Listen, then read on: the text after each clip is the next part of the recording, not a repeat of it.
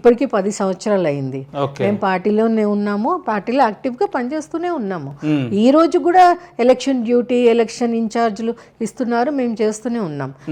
కాకపోతే కొంతమంది ఉన్నారు పార్టీలో ఎవరైతే మేము రావడాన్ని తట్టుకోలేరు, మహిళలు వస్తే ఇంకా మా పాత్ర ఉండదేమో అనే భయంతో ఉన్న వాళ్ళు మమ్మల్ని పార్టీకి దూరంగా ఉన్నారని ఒక ప్రచారం చేస్తున్నారు. కానీ మేము పార్టీలోనే ఉన్నాం ఇప్పటికీ కూడా, ఈ రోజు కూడా, ఈ క్షణానికి. ఇన్నేళ్ల తన రాజకీయ జీవితంలో ఎటువంటి వివాదాలకు తావివ్వకుండా ఎదిగిన నేతల్లో కావచ్చు, నాయకురాలలో మీ పేరు కూడా ప్రధానంగా వినిపిస్తుంది. అటువంటి మీరు కూడా కుట్రలు కుతంత్రాలకు గురవుతున్నారా అంటే ఇది నమ్మసక్యమేనా మ్యామ్? నమ్మాలి, తప్పకుండా నమ్మాలి. నేను దేనికి అతీతం కాదు. నేను ఒక ఆఫీసర్ భార్యని, కానీ నేను కూడా ఒక మామూలు మహిళ ఎదుర్కొంటున్న అన్ని కష్టాలను నేను కూడా ఈ రోజుకి ఎదుర్కొంటున్నాను. అంటే ఇందులో చాలా బాధాకరమైన విషయం ఏంటంటే, మహిళలము మేమందరం పార్టీలో ఉన్న వాళ్ళము పార్టీకి ఇంకో ఇతర పార్టీ వాళ్ళని మేము వ్యతిరేకించడము, ఆ పార్టీ గురించి మాట్లాడడం తక్కువయ్యి మా పార్టీ వాళ్ళతోటే కొట్లాటలు పెట్టుకోవడంలో ఇందులోనే బిజీగా ఉన్నాం అనమాట. అంటే మా పోరాటం మా వాళ్ళతోటే, బయటి వాళ్ళతో కాదు, మా పార్టీలోనే మా వాళ్ళతో మేము ఇంకా పోరాటం చేస్తూనే ఉన్నాం. మహిళల్ని స్టిల్ ఏ పార్టీలోనండి, మా పార్టీలో కూడా, బీజేపీ పార్టీలో ఒక సెకండ్ సిటిజన్గా భావిస్తారు. ఈ రోజుకి కూడా మీరు స్టేజ్లో చూడండి, 10 మంది మొగాళ్ళు ఉంటారు, ఎక్కడో ఒక్క మహిళ ఉంటుంది. సో కారణం ఏమేమి ఉంటుంది మ్యామ్? కారణం ఏంటంటే, బీజేపీకి మహిళలు పాలిటిక్స్లో రావడం పెద్ద ఇష్టం లేదండి. ఓకే. మోదీ గారు చాలా గొప్ప వ్యక్తి, ఆయనకు మహిళా ఎంపవర్మెంట్ చేయాలి, మహిళలు రావాలి అని అంటారు. కానీ ఆయన ఒక్కరు అనుకున్న వల్ల ఇది సాధ్యం కాదు. అది కింది స్థాయికి వచ్చేసరికి ఇంకా ఇంప్లిమెంటేషన్ లేదు, అసలు ఇంప్లిమెంటేషన్ లేదు. ఇంకా చెప్తున్నాను కదా, ఈ రోజుకి కూడా పోరాటం చేస్తూనే ఉన్నాం మేము, ఈ రోజుకి కూడా, నిన్నటి వరకు కూడా. కానీ పట్టించుకోరు, ఎంత చెప్పినా కానీ పట్టించుకోరు.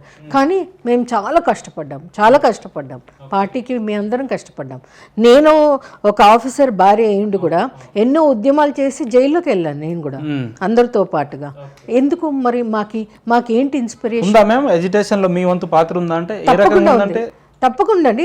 పార్టీ టీఆర్ఎస్ అధికారం ఉన్నప్పుడు ఎన్నో పోరాటాలు చేసాం మేము, ఎన్నో ధర్నాలు చేసాం, ఎన్నిసార్లు అరెస్ట్ అయ్యాం.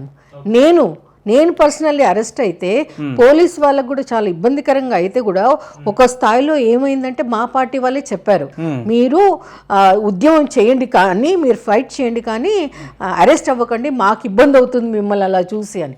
అంటే ఆ స్థాయి వరకు పని చేసాం పార్టీకి. ఇంకా అంతకంటే ఇంకా ఏంటి నిదర్శనం? అరెస్ట్ అవ్వడం అనేదే పెద్ద ఇష్యూ. ఎవరు కూడా నా ప్లేస్లో ఉండే ఒక ఆఫీసర్ భార్య ఉండి అరెస్ట్ అయ్యి పోలీస్ స్టేషన్కి వెళ్ళాలని అనుకోదు. కానీ మాకేంటి ఇన్స్పిరేషన్ అంటే మా సనాతన ధర్మము మోదీ గారు.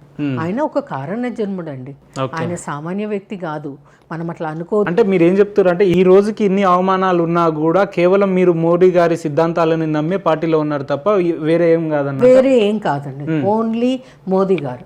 ఎందుకంటే ప్రతి యుగానికి, ప్రతి టైంకి ఒక మహానుభావుడు జన్మిస్తారు. గౌతమ్ బుద్ధ, శంకరాచార్య, అలాంటిది ఈ కాలానికి ఉన్న వ్యక్తి మోదీ గారు, నరేంద్ర మోదీ గారు. ఆయన కారణ జన్మ. పార్టీలో ఉన్న తప్పులన్నీ చెప్తూనే నరేంద్ర మోడీ గారిని ఆకాశాన్ని ఎత్తేస్తున్నారు. ఎందుకు ఆ వ్యక్తి అంటే అంత ఇష్టం? ఎందుకంటే ఆయన కారణ జన్మ. ఇప్పుడే చెప్పాను కదా, ఆయన లేకపోతే భారతదేశం లేదండి.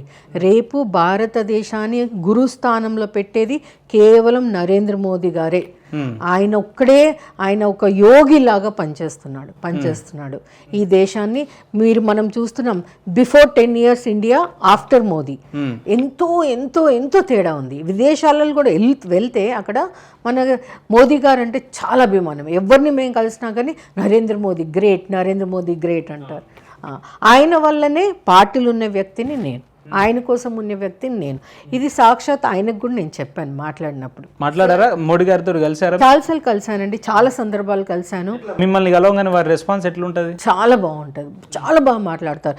ఎప్పుడు కూడా ఆయన నాకు చెప్పేది ఏంటంటే, మీరు ఎక్కువ మంది ఉమెన్ పాలిటిక్స్లో ఉండాలి, మీ రాజకీయాల్లో ఉండాలి, యాక్టివ్గా ఉండాలి, కొత్త ఐడియాస్తో రండి, కొత్త ఐడియాస్ తీసుకురండి అంటే చాలా నేను అన్నాను ఒక సందర్భంలో, సార్ నాకెవరు, నేను పాలిటిక్స్ కొత్త, నాకెవరు గాడ్ ఫాదర్ లేరు అంటే, ఎవరు గాడ్ ఫాదర్ అవసరం లేదు, ఎవరికి వారే గాడ్ ఫాదర్, మీకు మీరే గాడ్ ఫాదర్ అని చెప్పారు ఆయన నాకు. ఆయనతో మాట్లాడుతుంటే అయితే ఆయనదో పెద్ద అంటే ఒక ఆరా అండి నరేంద్ర మోదీ గారితో ఎవరు కలిసినా కానీ ఆరాలు వెళ్ళిపోతాము. మ్యామ్, మీరు ఇందాక మోదీ గారిని కలిసిన తర్వాత మేము చాలా ఇన్స్పైర్ అవుతాం, లేదంటే వారు మమ్మల్ని చాలా మోటివ్ చేస్తారని అన్నారు కదా. అవును. ఏదైతే మోడీ గారి దగ్గర మీకు కలిసినప్పుడు మీకు ఉన్న ప్రాధాన్యత ఇతర నాయకులను కలిసినప్పుడు ఉండట్లేదు, బీజేపీలో ముఖ్యంగా మహిళల విషయంలో అసలే ఉండట్లేదు అని అంటే ఏం చెప్తారు మ్యామ్ మీరు? అంటే అది కొంతవరకు నిజమే. నేను ఇందాక చెప్పినట్టుగా మోదీ గారి సంకల్పం ఏంటంటే మహిళలు ఎక్కువ సంఖ్యలో రాజకీయాల్లో రావాలని, చాలా గొప్ప ఆలోచన, వైడ్ థింకింగ్, దాన్ని వైడ్ థింకింగ్ అంటారు. సో మళ్ళీ అది కిందికి వస్తున్న కొద్దీ ఆ వైడ్ థింకింగ్ అనేది కొంచెం కొంచెం కొంచెం కొంచెం తగ్గి ఈరోజు ఏ స్థాయిలో ఉందంటే మహిళలు అంటే ఓన్లీ అవసరం వచ్చినప్పుడు గ్యాదరింగ్లకి ధర్నాలు చేయడానికో లేకపోతే జుట్లు బిక్కోవడానికో పోరాటాలు చేయడానికో వీటికి తప్పిస్తే మహిళల్ని మనం ఎంకరేజ్ చేద్దాము, వారిని కూడా పైకి తెద్దాము అనే ఆలోచన మన నాయకులకు లేదు, టోటలీ లేదు. నాకు అర్థం అవ్వట్లేదు, వాళ్ళ ఇన్సెక్యూర్ ఫీలింగా లేకపోతే మహిళల పట్ల వాళ్ళకు మహిళలు రావద్దు అనే ఒక అగౌరవం కావచ్చు, ఏదన్నా కావచ్చు. ఎందుకంటే ఇక్కడ నేతలు తలుచుకుంటే ఇక్కడ మీకు అట్లీస్ట్ ఒక 15 to 20 మహిళలు అంటే 15-20 వరకు స్ట్రాంగ్ మహిళలు ఉన్నారు, సౌత్ని రిప్రజెంట్ చేయగలిగే మహిళలు. కానీ వాళ్ళకి ఎక్కడ ఈరోజు ఎవరు వాళ్ళని బయటికి తీసుకురావట్లేదు.